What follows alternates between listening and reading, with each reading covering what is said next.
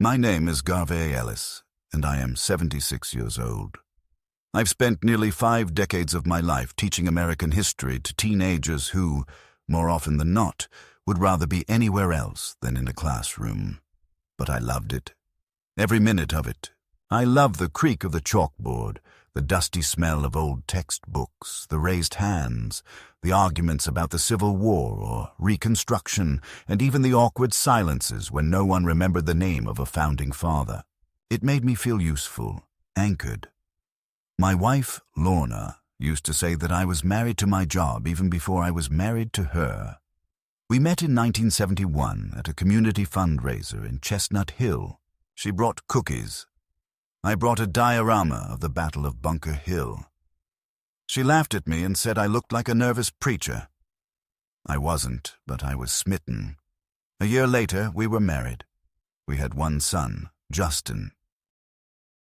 He was a quiet boy, brilliant but inward, who grew up in a house filled with books and stories.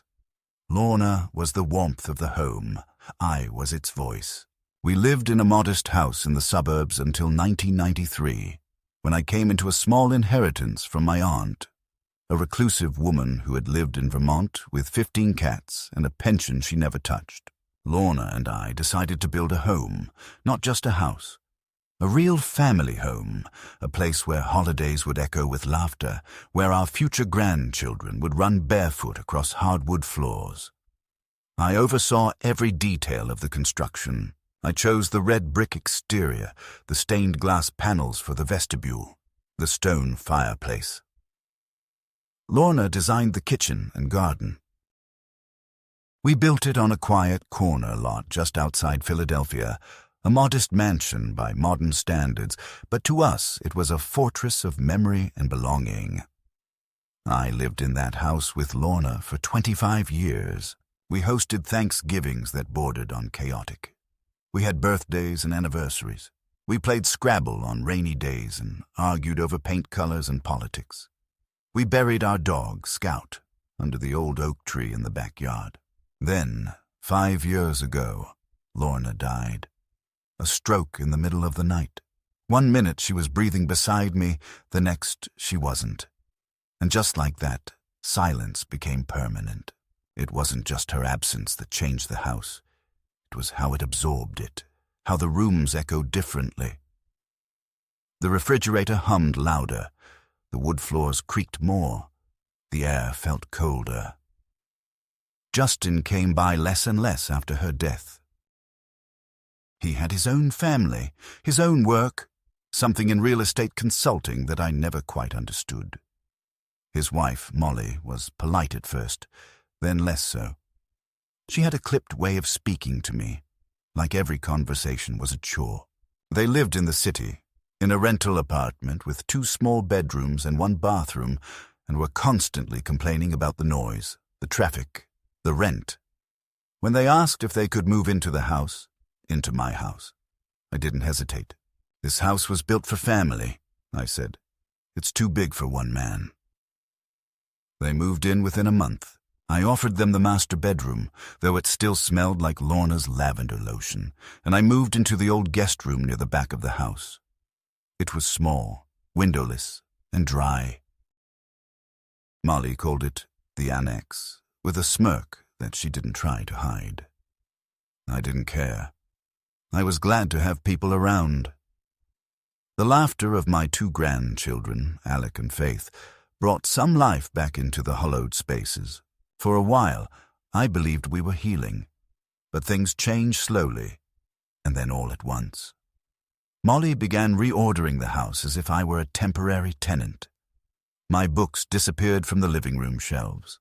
The framed photos of Lorna were replaced with pastel motivational quotes in Target frames.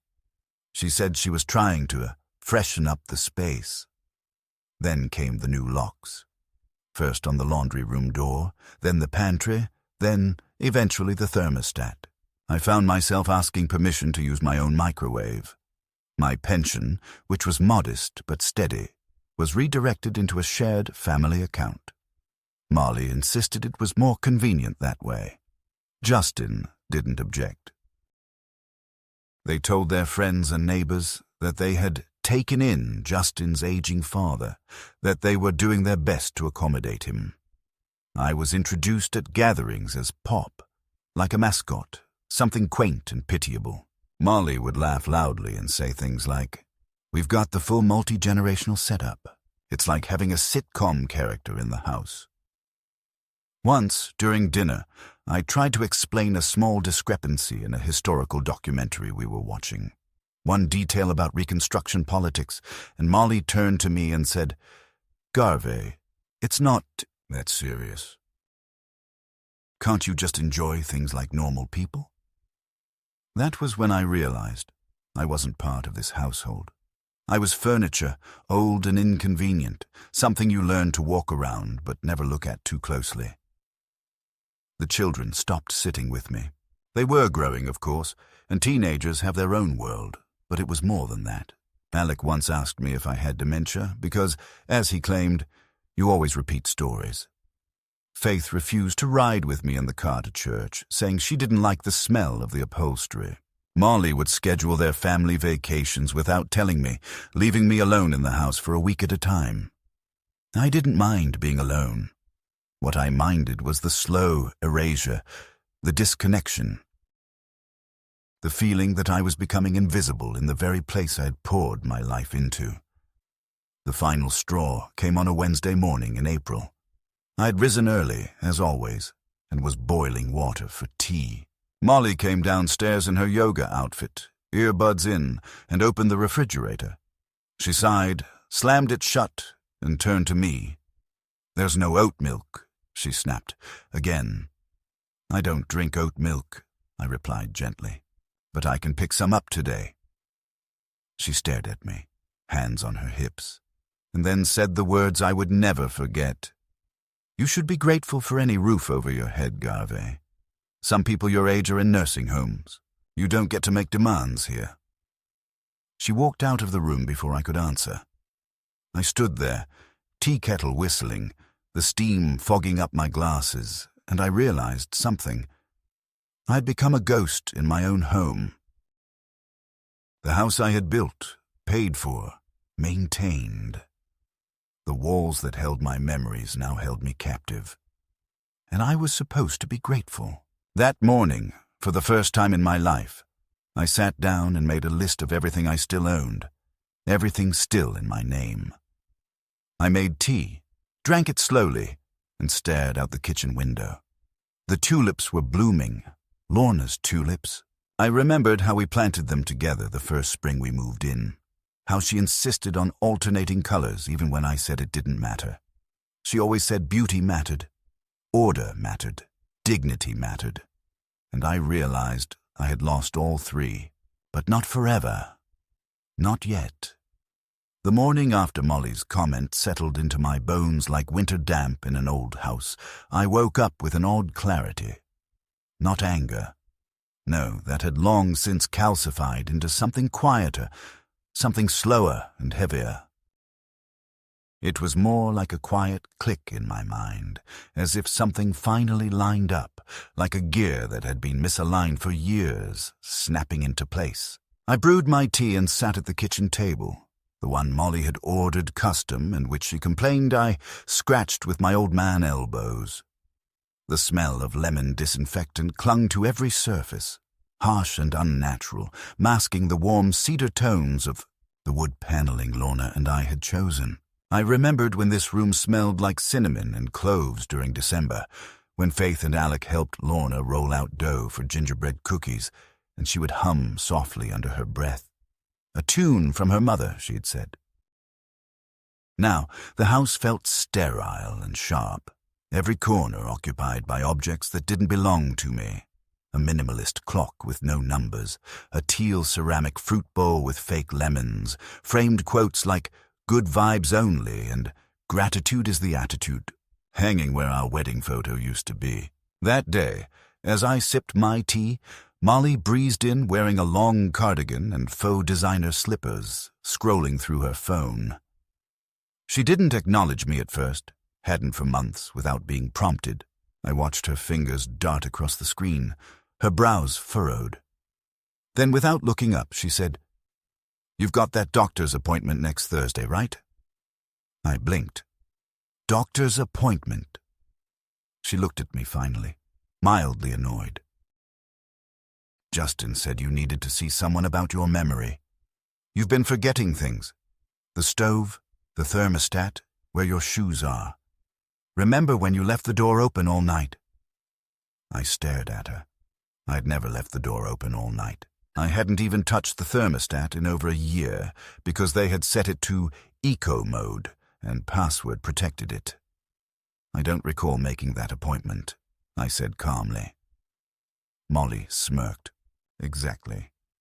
She left without further explanation, leaving a bitter aftertaste in the air, heavier than the tea I hadn't finished. Later that evening, I overheard her talking to Justin on speakerphone in the living room. They assumed I was asleep because I had the habit of retiring early. "He's getting worse," Molly whispered, voice low but tense. "He stared at the toaster for 10 minutes this morning. Just stood there like he forgot what it was." Justin sighed. "Maybe it's time we start the process. You know, power of attorney. It'll make things easier." "You mean legal control?" Molly replied, and I could hear the satisfaction in her voice. "If he goes into memory care, we'll need access. He's got that pension, plus Social Security, and the house, of course." There was a long pause. "You think he'll resist?" "He won't understand. He doesn't know what day it is half the time." I stood frozen in the hallway, my heart thudding not with fear, but with fury. They weren't just reshaping the house. I could survive that.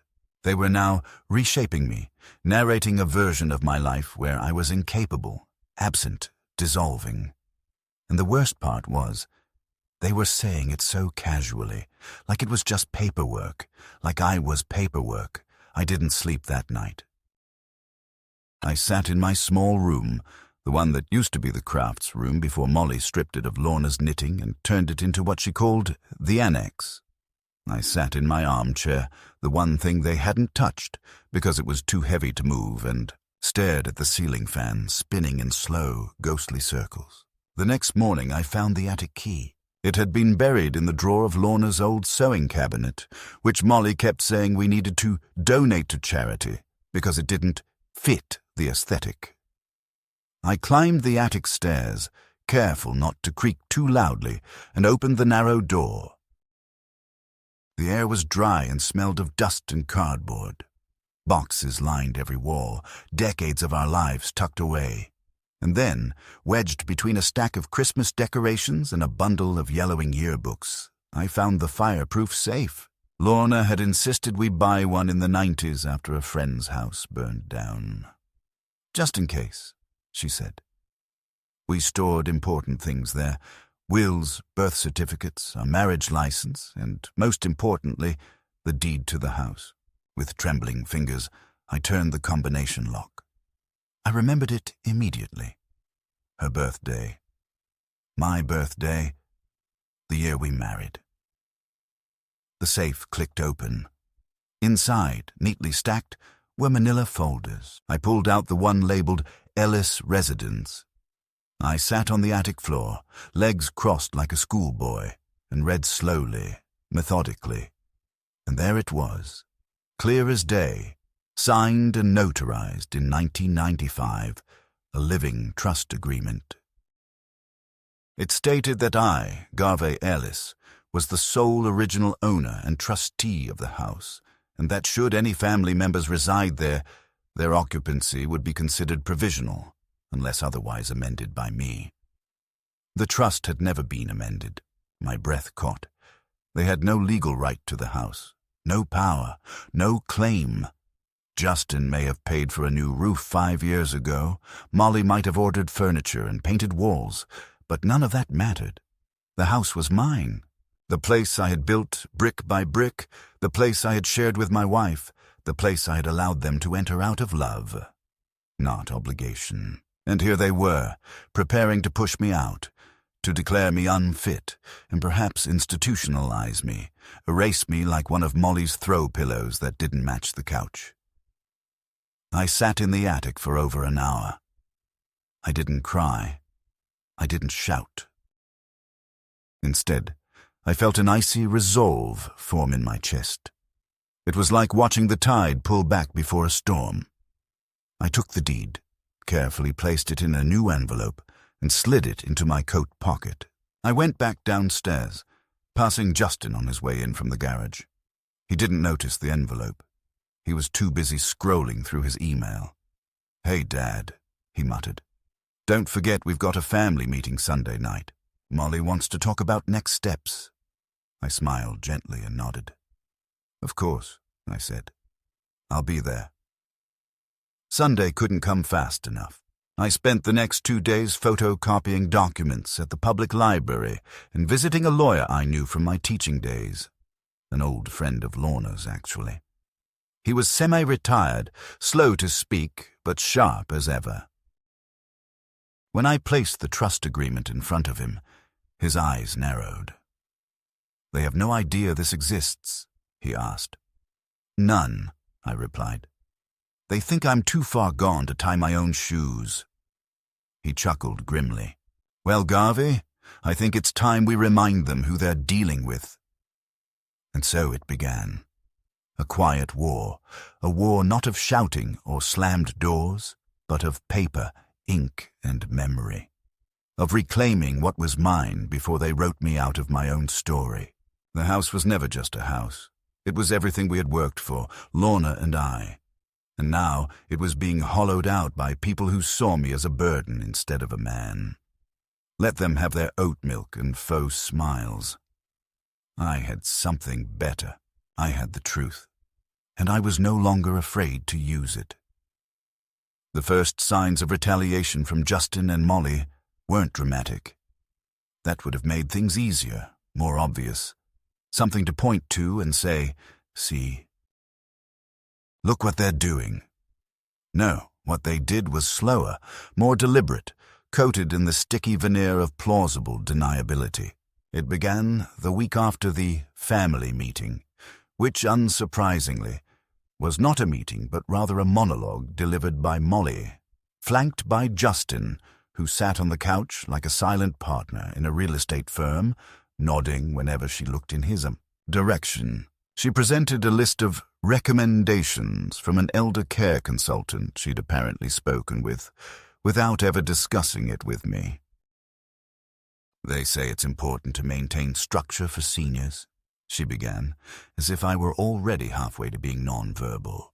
"So we've drawn up some basic house rules, not restrictions, just rhythms to help you feel more supported." I glanced down at the typed list she handed me. Shared kitchen use will be limited to off-peak hours for safety reasons. No unaccompanied use of the laundry room due to past confusion with detergent settings. All medication to be stored in the lockbox. Access granted daily. Thermostat. Requests must be made through Justin. Noise curfew 9 p.m. And then the final line. "We reserve the right to revisit this arrangement should these protocols prove ineffective." I looked up from the paper and said nothing. Molly smiled brightly, as if she had just gifted me a weekend spa getaway. "It's just temporary, Garvey, until we see improvements. Everyone needs a little help now and then." Justin didn't meet my eyes. Instead, he fiddled with the hem of his shirt and nodded once, mechanically. I folded the paper in half, placed it on the armrest of my chair, and excused myself. That night, the laundry room door was fitted with a keypad lock. Justin said it was a precaution because Alec had left the dryer running and nearly started a fire. Alec later admitted that wasn't true.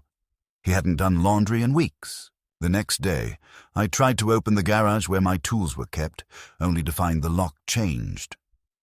"Insurance issues," Molly explained vaguely. "There's a liability risk if something happens." I asked her what exactly she thought would happen if I used my own screwdriver.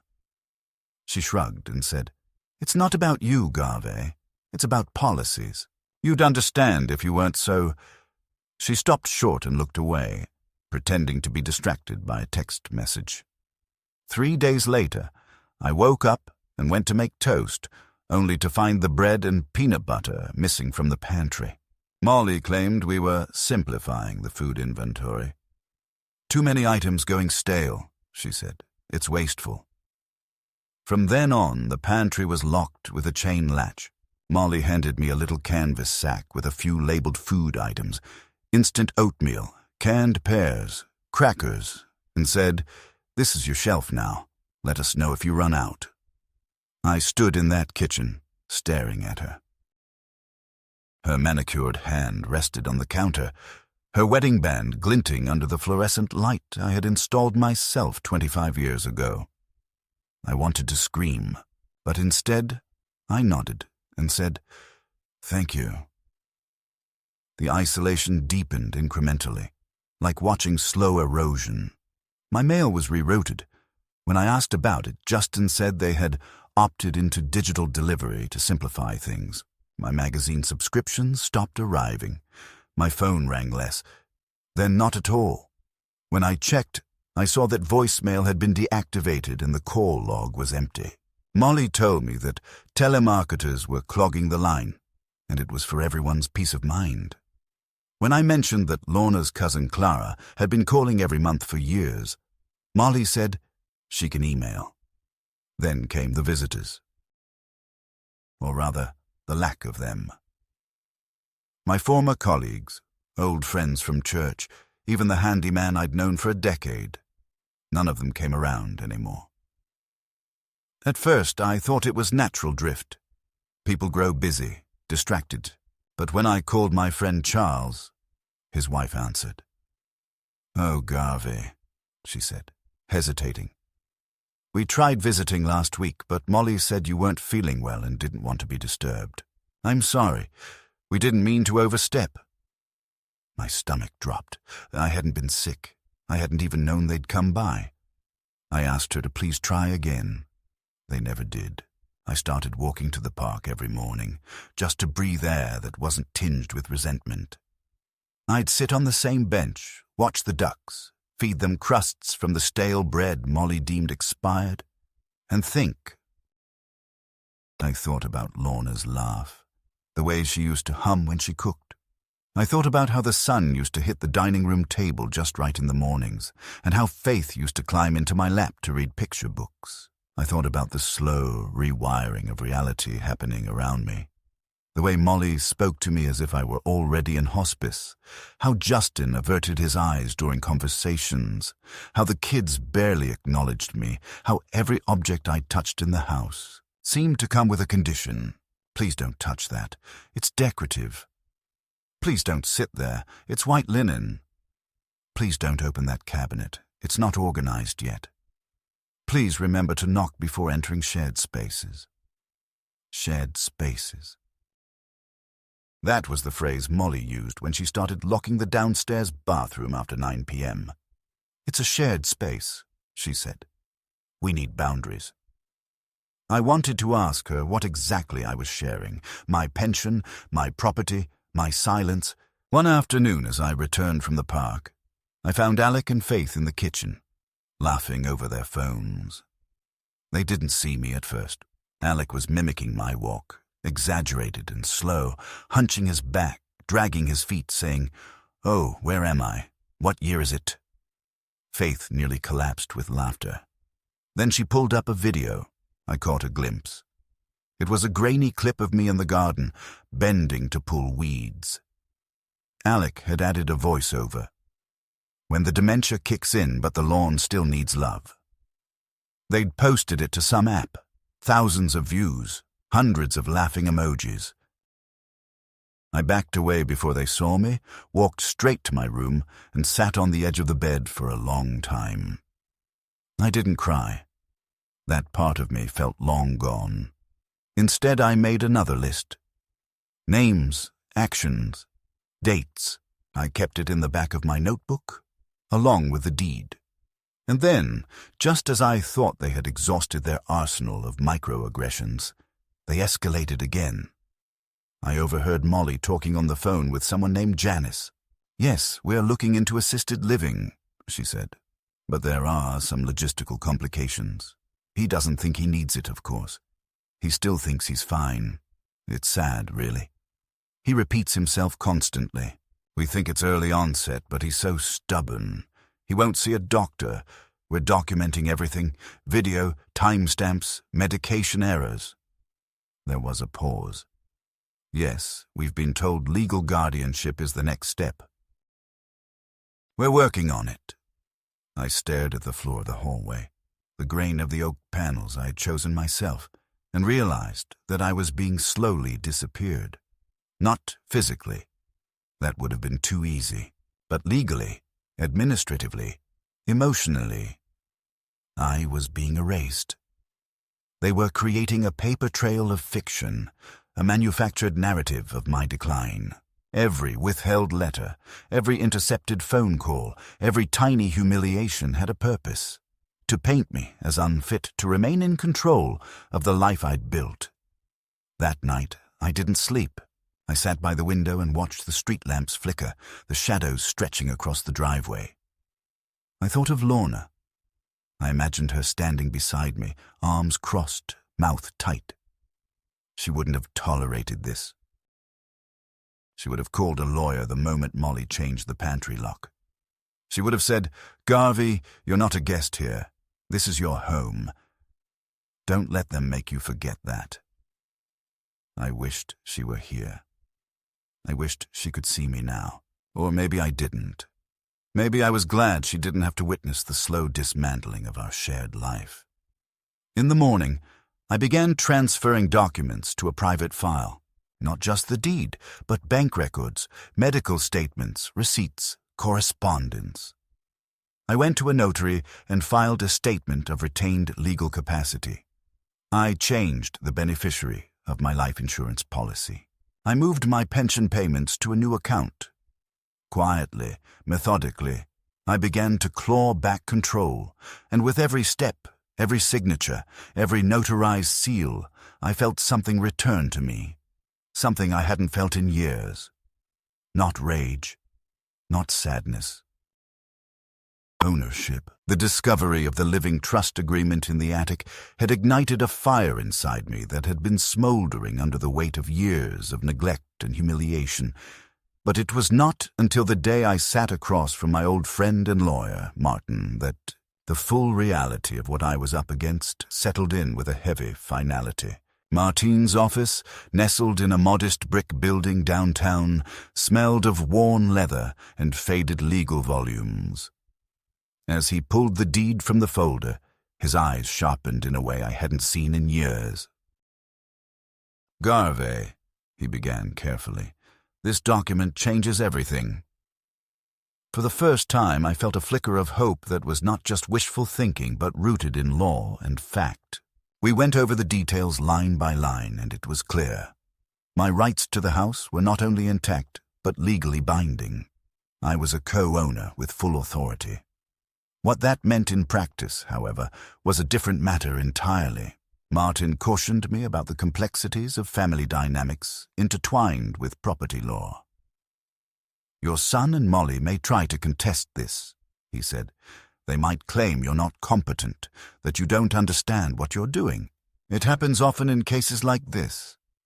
His words sent a cold wave over me, but they also steeled my resolve. I was not about to be pushed out, not after everything I had built, not after everything Lorna and I had dreamed of when we laid these bricks with our own hands. The realization that I was no longer just fighting for a place to live, but for my dignity and identity, gave me clarity I had lacked in years. That night, I sat in the dim light of the living room, the shadows cast by the fireplace flickering against the walls that had once been filled with laughter and love. The silence around me was profound, oppressive, but my mind was alive with plans and possibilities. I began cataloging everything: the changes they had made, the doors they had locked, the phone calls they had diverted, and I made notes on how each action had chipped away at my autonomy. I documented the times the grandchildren had laughed at me, the half-truths Molly had told about my health, the whispered conversations behind closed doors. It was painful, but necessary. I understood now that this was no longer just a personal battle. It was a battle against a system of neglect that often goes unnoticed. In the days that followed, I reached out to an elder care advocate, a woman named Rachel, who had been recommended by Martin. Rachel was compassionate but firm, with a deep understanding of the legal and emotional turmoil many elders face when their families turn against them. She explained the mechanisms of guardianship laws, financial exploitation, and elder abuse, terms I had avoided confronting until now. With her guidance, I started preparing for the inevitable challenges. We spoke at length about gathering evidence, about building a case not just for my ownership, but for the respect and care I deserved.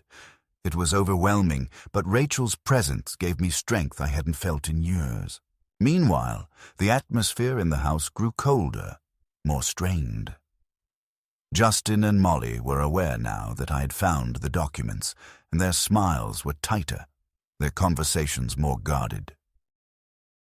The grandchildren were pulled closer into their sphere of influence, and my presence was reduced to a formality, a background figure in their orchestrated household.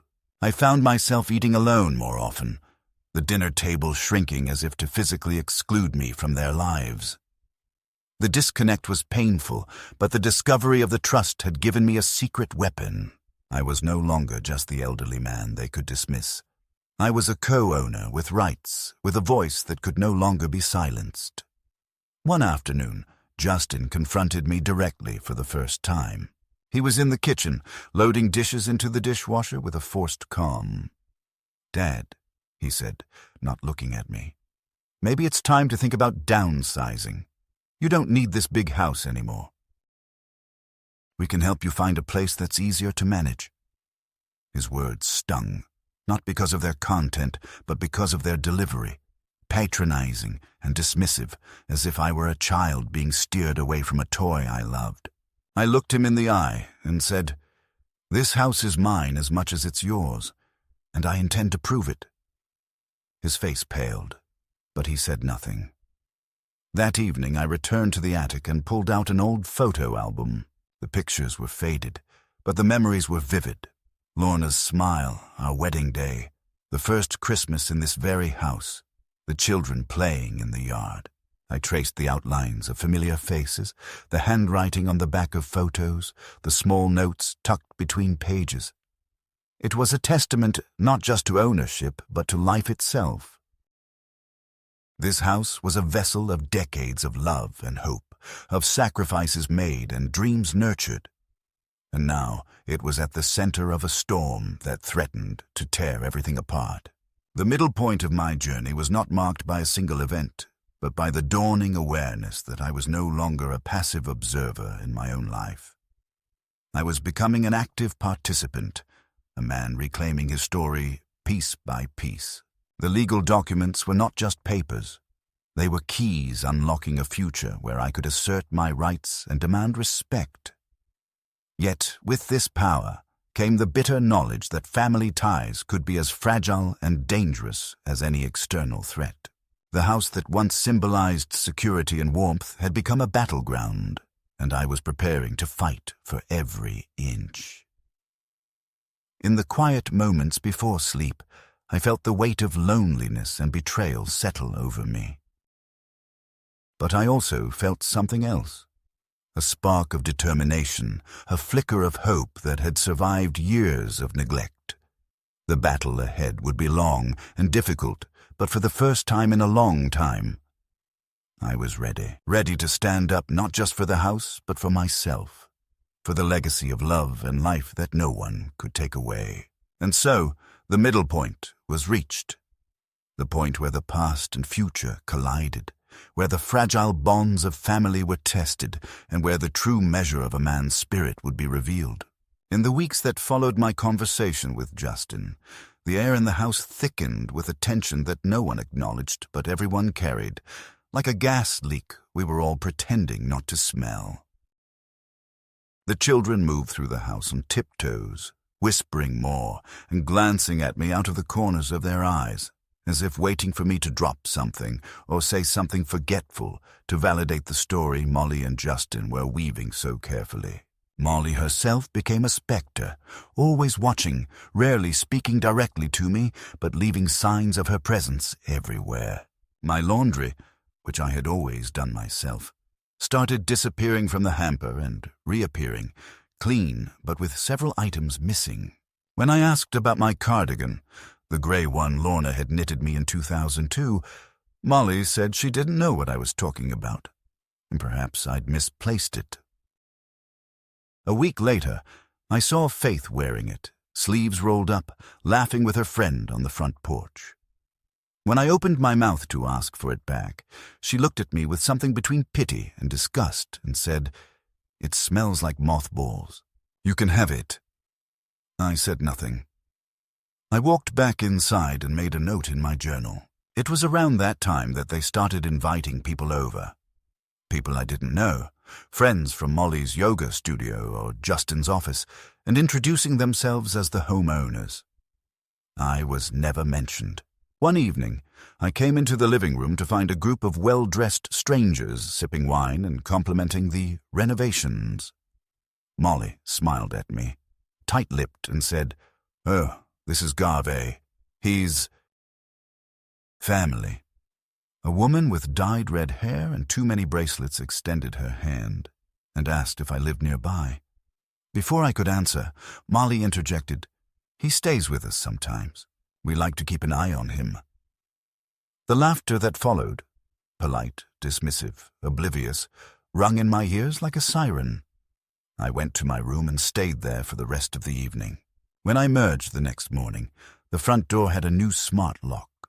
My access code no longer worked. Justin told me it was a system update and that he'd give me the new code later. He never did. The full extent of their plan began to come into focus the following Monday, when a manila envelope arrived in the mail addressed to me. It was from a law firm I didn't recognize. Inside were legal documents notifying me of an intent to file for durable power of attorney, citing signs of cognitive decline and inability to manage personal affairs. I sat at the kitchen table, fingers trembling, reading the words over and over. They had claimed I was forgetful, that I had repeated stories, that I had gotten lost walking home, none of which was true. They had built a dossier of fiction, carefully curated and framed to paint me as a man unraveling, all so they could gain legal control over my life. I called Martin immediately, and by the end of the day we had filed a formal objection. "They're going for guardianship," he said, voice tight with controlled rage. "They're trying to get ahead of you, Garvey. You need to prepare yourself." Over the next 2 weeks, the house became a theater of manipulation. Molly and Justin began to treat me with exaggerated concern, in front of the children, in front of their friends, in front of neighbors. "Did you take your meds, Garvey?" Molly would ask loudly, though she knew I didn't take any daily medications. "Do you remember what day it is?" Justin would ask casually during dinner, smirking at Faith. I answered correctly every time, and they would nod solemnly, as if still unconvinced. They were trying to bait me into an outburst. I didn't give it to them. I kept calm, took notes, and continued building my own case. I documented every lie, every insult, every manipulation. I backed up every bank statement, every message, every piece of correspondence that showed I had full cognitive ability. I scheduled an appointment for a comprehensive medical evaluation, including neurological assessments, cognitive testing, and a psychological review. Rachel accompanied me and took detailed notes. The results came back clear. No evidence of dementia, memory loss, or diminished capacity. I filed the report with the court as part of my counterclaim. Molly was furious. I overheard her screaming at Justin behind the locked bedroom door. "We had everything set up. You said he'd fold." Justin tried to calm her, but I could hear the fear creeping into his voice now. Their plan was unraveling. But instead of backing off, they doubled down. A few days later, while I was in the park, Molly called the police. When I returned, 2 officers were waiting on the porch. They said someone had reported a wandering senior in the area who seemed disoriented. They were polite but firm. I handed them my ID, explained I was out for a walk, and pointed to the house. Molly came out, tears in her eyes, and said, "He's been getting worse. Sometimes he forgets where he is." The officers looked at me, then at her, and then back at me. I smiled calmly and said, "Would you like to see my most recent neurological exam? It's notarized." I offered them a copy from my file folder. They declined, but one of them nodded, almost apologetically. "Sorry, sir. Just doing our job." When they left, I turned to Molly and said, "That was your last move. You've just made it easier for the court to see what this is." She didn't respond. The real turning point came a week later. I discovered a hidden email account linked to Justin's name on the family computer in the study, a shared machine I'd built myself a decade ago. He had left it logged in. There, I found correspondence with a senior living facility in New Jersey, along with financial estimates and notes labeled Dad's Pension, Transfer of Assets, and Residence Change Prep. The date they were planning to move me was 2 weeks away. I printed everything. I handed it to Martin the next morning. "That's attempted coercion," he said, "and possibly fraud." We filed for an injunction. The court set a date for a formal hearing to determine whether Justin and Molly had engaged in elder abuse and financial exploitation. When the papers were served, Molly screamed at the courier and slammed the door in his face. That night, she came to my room uninvited. "You think you're clever," she hissed. "You think you're going to win." I didn't answer. I turned to the window and stared at the darkness. She waited for a response. When she realized none was coming, she added, "You don't deserve this house." I turned back to her, finally, and said, "Neither do you." In the days leading up to the hearing, Justin tried to reach out. He brought me coffee one morning, black, no sugar, just how I liked it. He sat across from me in the sunroom and said, "Dad, this has gotten out of hand. Maybe we can make a deal." I waited. "We walk away," he said. "You keep the house. We'll move out. No court, no mess." I looked at him for a long moment. "And in return?" "You don't pursue charges. You let it go." I considered his offer. Then I said, "No, you don't get to spend a year trying to erase me and then ask for forgiveness when the ink won't dry. This is going to court. And I'll be there in a suit you tried to throw away, walking upright, with every document in place. You won't take anything else from me." He left without another word. The morning of the hearing, I dressed carefully. I wore my old navy blue blazer, the one Lorna said made me look distinguished, and I combed my hair back, just the way she used to do before parent-teacher nights. Martin picked me up. The courtroom was small, but full. Rachel was there, along with a few neighbors I hadn't seen in months, and even Charles and his wife, who gave me a thumbs up from the gallery. Justin and Molly sat on the opposite side, flanked by their lawyer, whose face was set in stone. The judge, a woman in her 50s with sharp eyes, listened carefully as both sides presented their arguments. I spoke clearly, calmly, referencing the documents, the evaluations, the recordings. I told the truth. Nothing more, nothing less. When it was over, the judge took only a few minutes to deliver her ruling. The attempt to gain guardianship was denied. The durable power of attorney filing was declared invalid due to lack of evidence. The judge recommended the initiation of an investigation into potential financial abuse. Molly looked like she might faint. Justin stared at the floor. I felt nothing. No triumph, no joy. Just release. That night I stood in the backyard under the stars and breathed deeply. The house behind me was quiet. I knew the silence wouldn't last. They would lash out again. But I was ready now. No longer alone. No longer invisible. They had tried to write me out of my life. I had written myself back in, and this time my name was in bold.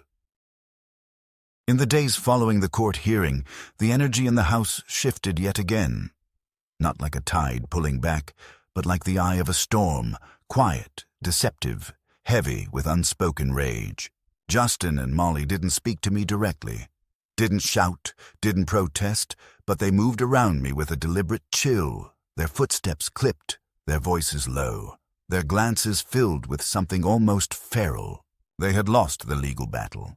Yes, but not their hunger to reclaim power, and I could see it in the way Molly started slamming drawers louder than necessary, or how Justin left the front door unlocked overnight as if daring something to happen.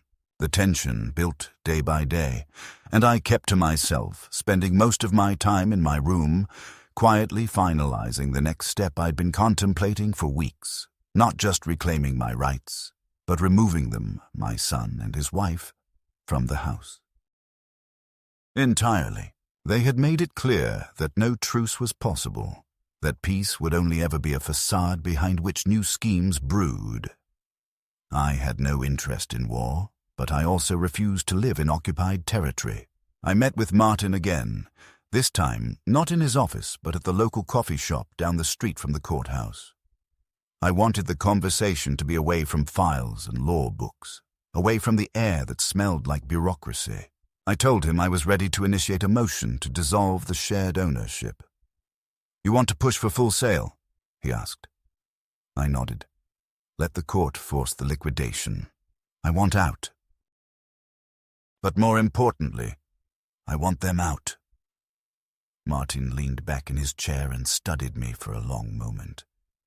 "You know it won't be quick," he said. "They'll delay it, challenge it, stall as long as they can." I nodded again. Let them try. Every month they drag it out is another month they live knowing I hold the matchbook. Within the week, the paperwork was filed.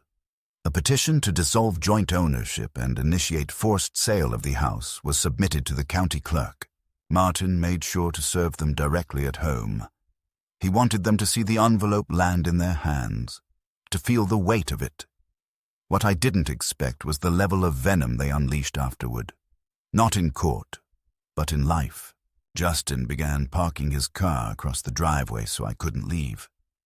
When I said nothing, he stopped speaking to me altogether and started playing music loudly at night, a loop of ambient techno that seemed designed specifically to disrupt sleep. Molly began throwing away things from my room, quietly, stealthily. A book would vanish, a pair of socks, a small framed picture of Lorna that sat on my bedside table. When I confronted her, she claimed she'd never touched anything. "Maybe you're losing things, Garvey," she said, smiling with her mouth but not her eyes. "It happens." I called the locksmith and had the lock on my door changed. I gave no explanation. One night after I came home from the pharmacy, I found my bed stripped of all bedding. No sheets, no blankets, no pillow. In their place was a folded note. "Cleaned for your comfort." I stood in the doorway, holding that slip of paper, and knew exactly what it meant. I went out and bought a sleeping bag. I said nothing. I made tea and went to bed inside a nylon shell on a bare mattress, and I wrote in my journal, "They are trying to make me leave. I will not." The hearing was scheduled for 3 weeks later. During that time, I kept my distance. I communicated through legal channels only. And when Molly sent me text messages saying things like, "Do you really want to do this to your family?" Or, "You're going to die alone in some apartment, Garvey. We were your last chance," I saved them, screenshot them, forwarded them to Martin. Every cruel word became another brick in the wall I was building between myself and them, a barrier that would finally sever our toxic entanglement. The week of the hearing, a realtor named Corinne Page visited the house for a preliminary valuation. She was polite, professional, and did not flinch when Molly hissed at her in the entryway. "You're wasting your time." "We're not selling." Corinne smiled and said, "That will be up to the court." She walked the property with me, taking notes. When we reached the backyard, I told her about the oak tree, the one Lorna had planted from a sapling, the one under which we had buried Scout, our dog, the one that had shaded so many childhood picnics. Corinne listened with the kind of quiet respect that had become foreign to me in recent years. When she left, she handed me her card and said, "I've seen this before. You're doing the right thing. Sometimes letting go is the only way to hold on to yourself." The final hearing came on a Tuesday morning. The courtroom was overcast, the sky outside a dull steel that matched the cold hush inside the chambers. The judge reviewed our petition, heard both arguments, examined the documentation. Molly tried to speak. About the inconvenience, about the supposed betrayal of a father turning on his family. But the judge silenced her gently but firmly. "This isn't about feelings," she said. "This is about property law and elder protections. Mr. Ellis has every legal right to pursue a dissolution of ownership. The court sees no evidence that would prohibit this." The ruling was delivered quickly, with a directness that left Molly stunned. The property would be listed. They would have 60 days to vacate, or the court would issue a mandatory eviction. The judge also authorized a financial audit into previous account activity to ensure there had been no inappropriate transfers. Justin's face was pale when we left. He didn't look at me. Molly did. Her glare was fire. I returned home that evening to find the kitchen trashed. Plates broken, food spilled, the refrigerator door left wide open. I didn't react. I took photos. I forwarded them to Martin. Then I made myself a sandwich with what was left of the bread and sat in the living room, my living room, and ate while staring at the fireplace I'd built with my own hands. That night I heard them arguing behind their door. I heard the word homeless. I heard credit score. I heard lawsuit. I went to sleep early and deeply. The next morning, Molly approached me in the hallway. Her expression had changed. It wasn't anger now. It was desperation poorly disguised as concern. "Garvey," she said, "we've all made mistakes, but surely we can work something out. Maybe we pay you rent. You don't really want to live alone at your age. Think about your health. Your grandchildren." I said nothing. I simply walked past her, into the kitchen, poured myself coffee, and returned to my room.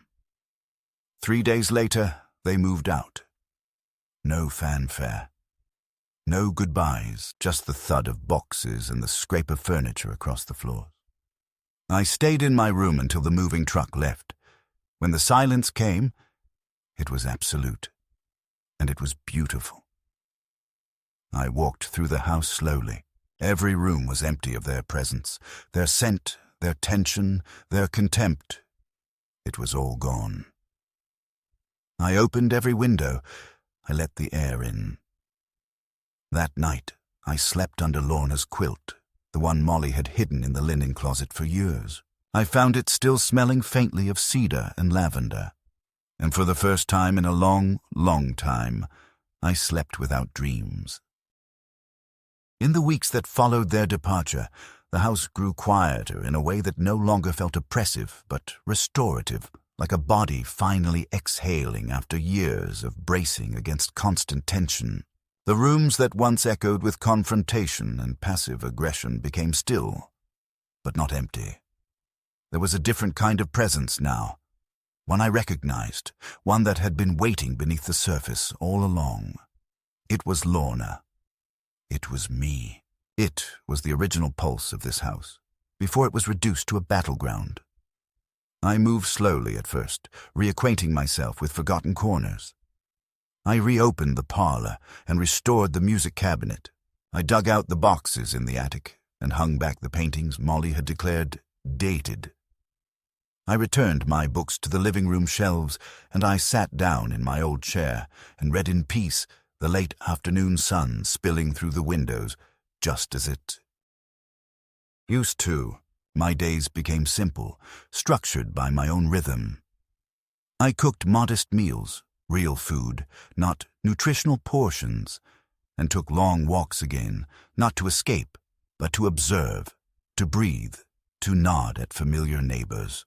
Some of them had heard fragments of the story, some had stayed quiet, but one by one they began to return. Charles stopped by with a small peach cobbler from his wife.